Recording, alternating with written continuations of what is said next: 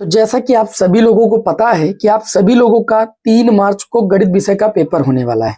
ऐसे में काफी सारे विद्यार्थियों का कमेंट आ चुका है कि सर हम सभी लोग अपने बोर्ड कॉपी को कैसे लिखें जिससे हम सभी लोगों को मैक्सिमम अंक प्राप्त हो सकें। जैसा कि यहाँ पर मैंने आपको दिखाया कि आप कॉपी ऐसे लिखें कि आपको 100 में 100 मार्क्स मिले। ठीक है ना, 100 में 100 मिले तो 95 प्लस मार्क्स जरूर मिले। देखिए मेरी जो है ड्यूटी भी लगती है बोर्ड परीक्षा में, मैंने अभी एक ड्यूटी की भी है। तो काफी सारे विद्यार्थी जो गलती करते हैं यहाँ पर आपको हम बताने वाले, वो गलती अब आप सभी लोगों को नहीं करना है। साथ ही में आप लोगों को यहाँ पर ये भी बताएंगे कि आपको गणित विषय की कॉपी कैसे लिखना है जिससे आपको मैक्सिमम अंक प्राप्त हो सके। देखिए क्या होता है, फर्स्ट इंप्रेशन लास्ट इंप्रेशन। अगर आप कॉपी में सबसे पहले कोई त्रुटि कर देते हैं तो आप जब क्वेश्चन सॉल्व करने बैठते हैं तो आपका माइंड डिस्टर्ब भी हो सकता है। इसी वजह से कॉपी में क्या क्या फिलअप करना है ये आप अच्छी तरीके से समझ लीजिए।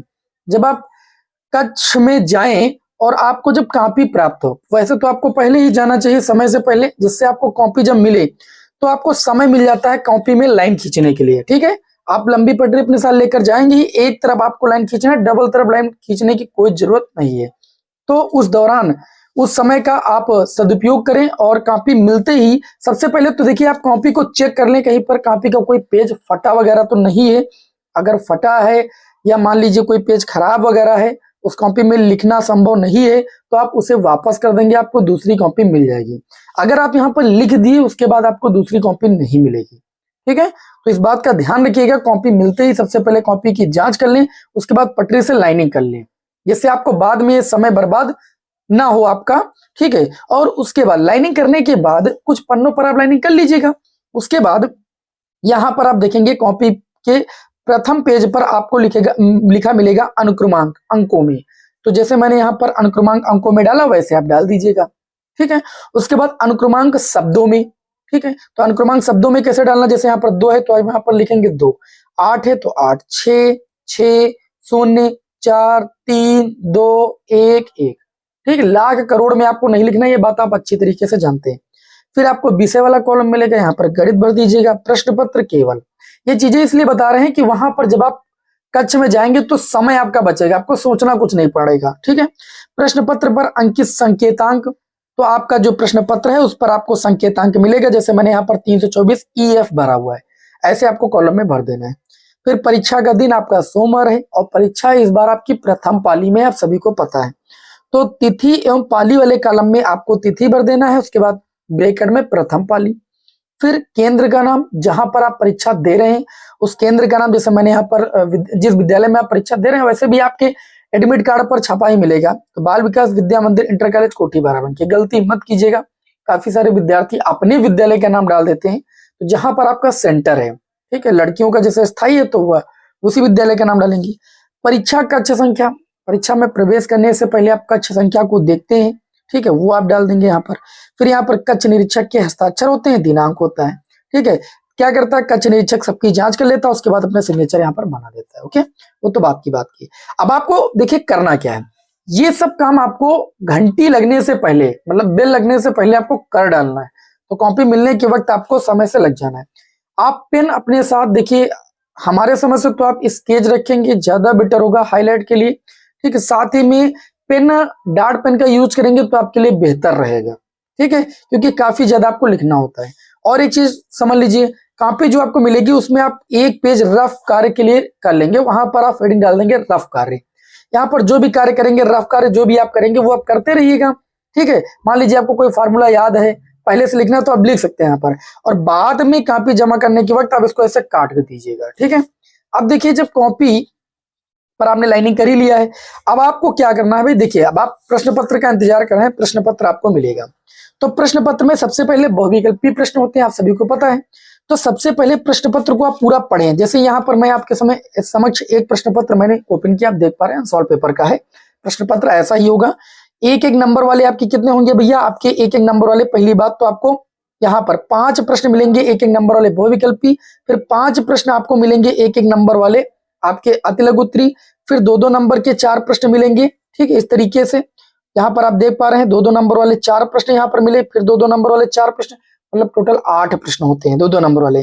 फिर 5 नंबर वाले आपके प्रश्न होते हैं टोटल 10 प्रश्न होते हैं और फिर उसके बाद 8-8 नंबर वाले आपके प्रश्न होते हैं। 8-8 नंबर वाले सारे प्रश्न अथवा में होते हैं। सारे प्रश्नों को आप अच्छी तरीके से पहले देख डालिए, जिससे माइंड में आपका सेटअप बन जाए। ठीक है, वैसे तो कहा जाता है कि जो प्रश्न पहले आए आप उसी को कीजिए, लेकिन मैं कहूंगा आपसे यही कि आप क्रम से अगर प्रश्न कर सकते हैं तो क्रम से जरूर कीजिए, उसका इंप्रेशन दूसरा ही रहता है। यहाँ पर जब आप आएंगे, देखिए यहाँ पर आपकी जो कॉपी मिलेगी वो तो सादा पेज रहेगा, मैंने लिख के आपको बता दिया है। अब आपको लिखना कैसे, इस बात को ध्यान से समझिएगा। यहाँ पर देखिए मैंने कॉपी लिखी है, ठीक, आपको समझाने के लिए, डेमो दिखाने के लिए कि आप ऐसे लिखेंगे तो ज्यादा बेटर होगा। यहाँ पर आप आंसर नंबर 1 डाल देंगे। अब आंसर नंबर 1 देखिए, चूंकि बहुविकल्पी प्रश्न होता है तो बार बार आंसर नंबर 1 का खा गा ऐसे डालने की कोई जरूरत नहीं है। आप प्रश्नोत्तर संख्या भी डाल सकते हैं। तो चूंकि आंसर नंबर 1 का उत्तर आप 4-5 लाइनों में ही देते हैं, 5 नंबर 5 लाइन होते हैं, तो इसलिए आप आंसर नंबर 1 यहाँ डालिए, यहाँ पर का डालिए। अब जैसे मैं आपको बताना चाहूंगा, देखिए जैसे पहला प्रश्न है, एक रिलेशन दिया गया है a, b such that a बराबर b माइनस 2, मतलब a की वैल्यू जो है वो b से 2 कम है और b की वैल्यू जो 6 के बराबर या 6 से बड़ी है।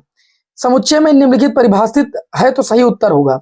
अब आपको इस कंडीशन के अकॉर्डिंग उत्तर की जांच करना है। तो जैसे a की वैल्यू जो है वह 6 से बड़ी बराबर है और क्या है भाई, b से 2 कम है। तो यहाँ पर आप चेक करेंगे, जैसे b की वैल्यू 6 से बड़ी है, 6 के बराबर, तो ये बिल्कुल नहीं होगा, ये आपका 6 से बड़ा है। अब इसमें देखेंगे रख करके, तो जब 8 से 2 को कम करेंगे 6 आएगा, a का मान, तो a का मान यहाँ 3 है, ये भी नहीं होगा, तो 6 का मान, तीसरा वाला ऑप्शन सही होगा। तो जब आप कॉपी में लिखेंगे भैया, कॉपी में, तो यहाँ पर जैसे का पार्ट डाले तो तीसरा नंबर आपका सही है ना, तो 3 नंबर डालेंगे, फिर उस जो ऑप्शन का उत्तर वो पूरा लिखेंगे, उसके बाद आप ऐसे अगर टिक कर देंगे तो ज्यादा ही बेटर रहेगा आपके लिए। इस तरीके से जब एग्जामिनर चेक करेगा तो आपको पूरे X मार्क्स दे देगा, 1 नंबर नहीं कटेगा। इस तरीके से जैसे दूसरा है आपका, दूसरा प्रश्न है कॉट इनवर्स ब्रैकेट के अंदर -1/√3। ठीक है, देखिए ज्यादा समय नहीं लेंगे, बस ध्यान दीजिए। अब आप यहाँ पर इसके हल करेंगे ना, तो वहां पर नहीं हल करना है आपको। ये आपका प्रश्न क्या था भैया, आपका प्रश्न था कॉट इनवर्स -1/√3। जब आप इसे सॉल्व करेंगे, कॉट इनवर्स, देखिए कॉट माइनस थीटा जो है वो किसके बराबर होता है, कॉट पाई माइनस थीटा, तो ये हो जाएगा कॉट, यहाँ पर देखिए क्या हो जाएगा, कॉट पाई माइनस, ठीक है। अब यहाँ पर थीटा, ये कॉट कितने की वैल्यू, तो आप कहेंगे कॉट π/3 की वैल्यू कितनी है, π/3 की वैल्यू, ठीक है। अब कॉट इनवर्स, ये कॉट 180 माइनस थीटा किसके बराबर होता है, कॉट थीटा के। देखिए इसको आप सॉल्व करेंगे तो ये 3 पाई से पाई जाएगा, ये 2 π/3 हो जाएगा। कॉट इनवर्स कॉट थीटा किसके बराबर होता है, थीटा के बराबर। तो इस तरीके से 2 π/3 आपका आंसर आ गया।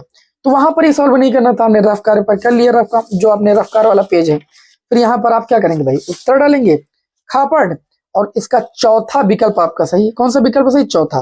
तो चौथा विकल्प नंबर डालेंगे, 2 π/3 डालेंगे, आप टिक ना लगाएंगे तब भी चल जाएगा। ठीक, इस तरीके से आपको 1 नंबर मिल जाएगा यहाँ भी। ठीक है, 1 नंबर आपको यहाँ पर मिल जाएगा। इस तरीके से आपको बहुविकल्पी प्रश्न लिखने हैं। बात समझ मेरी आ गई होगी। ठीक है, अब आपको आगे जो प्रश्न मिलते हैं वो भी आपके अति लघु उत्तरीय प्रश्न होते हैं, 1-1 नंबर वाले। कभी कभी अति लघु उत्तरीय प्रश्न में कैलकुलेशन ज्यादा होता है, जैसे यहाँ पर आप देख पा रहे हो 1 नंबर जैसा लग ही नहीं रहा है, लेकिन था आपका प्रश्न थोड़ा बड़ा था तो भाई करना पड़ा। बस ध्यान ये रखना है कि जैसे आप आंसर नंबर 2 का पार्ट लिख रहे हैं तो चाहे अगर जैसे छोटे प्रश्न तो का यहाँ पर डाल दीजिएगा, आंसर नंबर 2 के बगल में का आप डाल सकते हैं।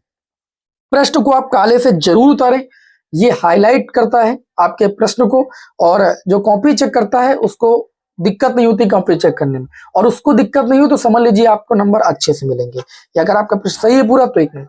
ठीक है, राइटिंग का भी ख्याल रखिए, हालांकि लोग कहते हैं कि मैथ में राइटिंग का कोई प्रभाव नहीं होता, लेकिन फिर भी आपका लिखिए। और किस बात का ख्याल रखना है, जो आप आंसर लिखेंगे उसको भी आप काले पेन से हाईलाइट कर दीजिएगा।